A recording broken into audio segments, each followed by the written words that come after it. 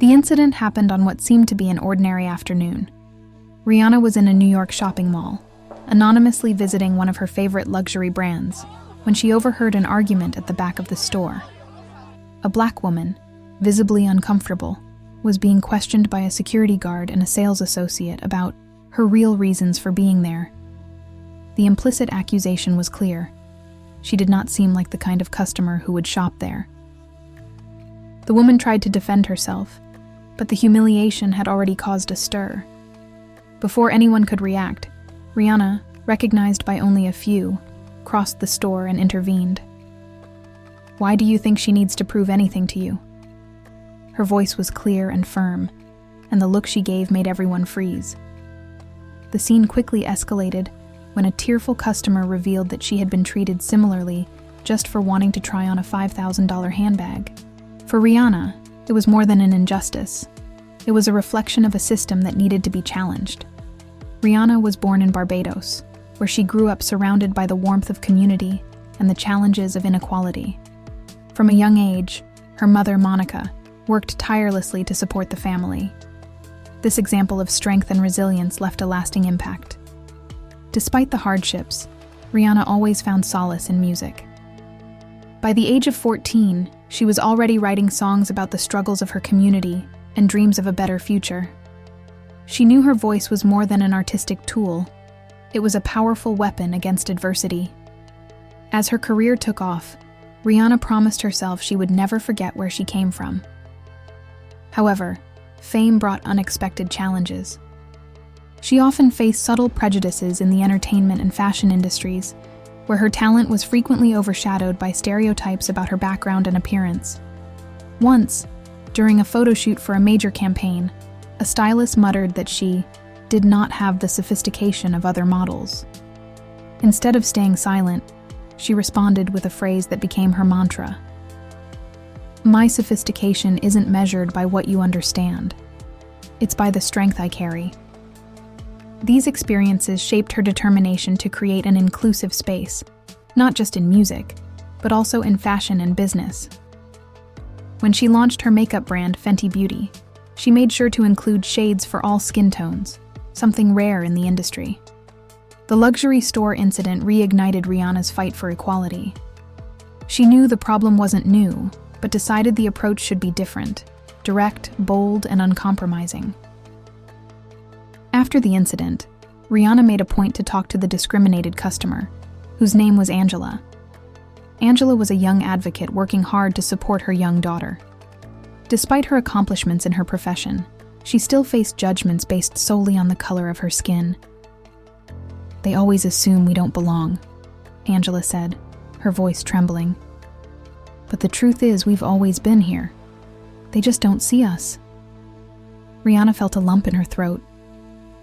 Angela's story mirrored that of many Black women who fought daily against a system determined to erase them. Inspired, Rihanna decided to act.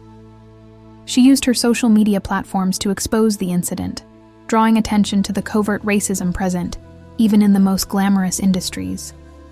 The post went viral within hours.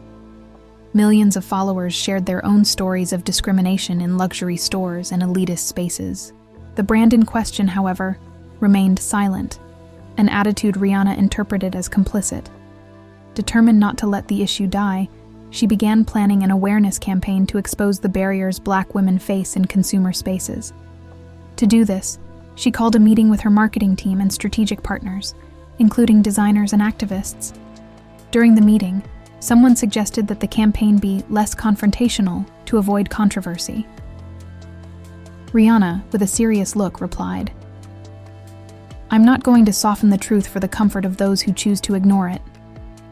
The plan was underway, but Rihanna knew something more impactful was needed to directly challenge the system perpetuating this discrimination. The campaign took shape under the title, "We Belong Here."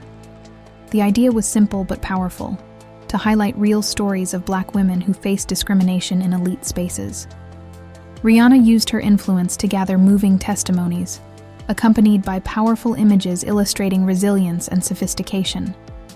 Angela was invited to participate in the campaign as one of the main faces. Reluctant at first, she eventually agreed, inspired by Rihanna's courage. During filming, Angela confessed, "I always thought my pain was something I had to hide.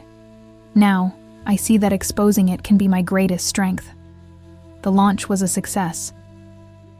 Broadcast in fashion magazines, on social media, and even in outdoor spaces in major cities worldwide, the campaign sparked intense debates. Many supported the initiative, while others criticized Rihanna for turning the incident into a witch hunt.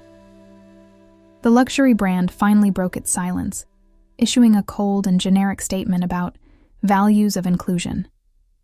Rihanna responded with a sharp video. "Inclusion is more than pretty words. It's action, and we won't settle for less." As the campaign gained momentum, Rihanna began receiving letters and messages from other women who had experienced similar situations. One of them, a design student named Kiara, recounted being barred from entering a store because she did not look like a customer. Kiara now dreamed of creating her own brand, inspired by Rihanna's initiative. This influx of stories reinforced Rihanna's vision. The campaign was just the beginning. She needed something bigger, something that would force structural changes in how companies operated. That's when she decided to create a foundation called Equal Spaces to support Black women aspiring to work in fashion and entrepreneurship. But as she worked to build something transformative, a shocking revelation threatened to upend her campaign. At the height of the campaign's impact, Rihanna was approached by a former employee of the luxury brand who revealed a dark secret.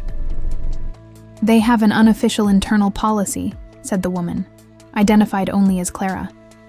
"Salespeople are instructed to treat Black customers with more suspicion. It's not written, but it's practiced." Clara's statement added a new weight to the situation. It wasn't just an isolated case, it was a systematic practice of exclusion. Rihanna felt torn between anger and the desire to expose the truth.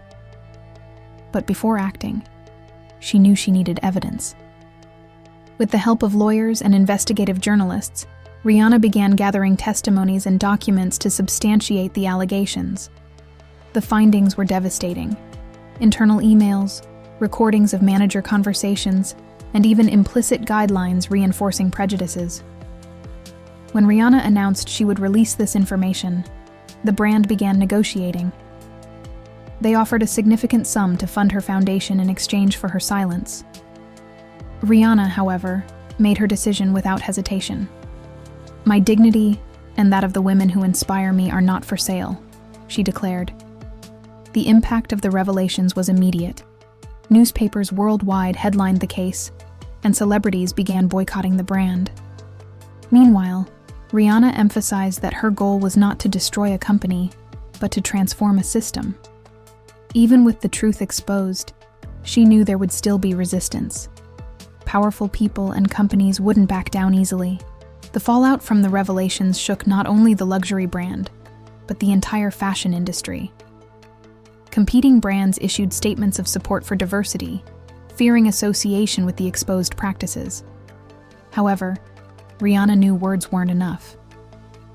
"If it doesn't come with action, it's just empty marketing," she declared in a live interview. The pressure peaked when the brand announced leadership changes, promising to train employees to avoid inappropriate behavior. But Rihanna wasn't impressed. In an Instagram post, she wrote, "Changing faces isn't enough. We want real change, starting at the foundation." Meanwhile, the Equal Spaces Foundation began to gain traction. Rihanna allocated funds to finance scholarships for Black women in design, fashion, and business. Angela, now more confident, became an ambassador for the project, traveling to schools and events to share her story. But the fight still had powerful opponents. The brand's lawyers scrutinized Rihanna for defamation, claiming she had exaggerated the allegations. She wasn't intimidated. In an interview, she said, "If defending the truth has consequences, then bring them all. I won't back down." In response to the lawsuit, Rihanna planned a press conference to present the evidence she had collected. The room was packed with journalists, activists, and influential industry figures. When images and documents were displayed, The gravity of the accusations became undeniable. One of the recordings showed a manager saying, "They don't fit the profile. Keep things discreet, but avoid problems." The impact was devastating. The public scandal led to boycotts and government investigations into discriminatory practices at major brands. However, the most symbolic blow came from Rihanna, who announced that her brand, Fenty, would launch a luxury product line with an inclusive policy from concept to customer service. "If they don't want us, we'll create our own spaces," she declared. The announcement was met with enthusiasm, but also brought risks. Rihanna knew she was challenging an entrenched industry, and the final battle would be personal and intense. The launch of the Fenty luxury line was more than a fashion event. It was a manifesto. Held in Paris, the show began with an emotional video narrating the stories of Angela, Kiara, and other Black women who faced discrimination but turned their pain into strength. Rihanna walked the runway at the end, receiving a standing ovation. In her closing speech, she declared, "Today, we're not just showcasing fashion, we're challenging. This is the future, and everyone is welcome." In the days that followed, the luxury brand that had discriminated against Angela announced the temporary closure of several stores for a complete overhaul. The victory seemed clear, but Rihanna knew the work was just beginning. Angela, now working as a diversity consultant for fashion companies, reflected, "If someone had told me that day in the store would be the start of all this, I wouldn't have believed it. Rihanna turned my most humiliating moment into something that changed the world." The true turning point came months later.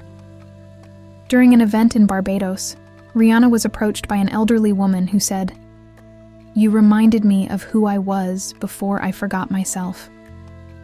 The phrase resonated deeply with her, showing that her fight was about more than fashion or status. It was about identity, dignity, and belonging. As she watched the sunset in her homeland, Rihanna felt a rare sense of peace. She had confronted a system, broken barriers, and created something lasting. But more importantly, she had shown millions that they belonged wherever they chose to be.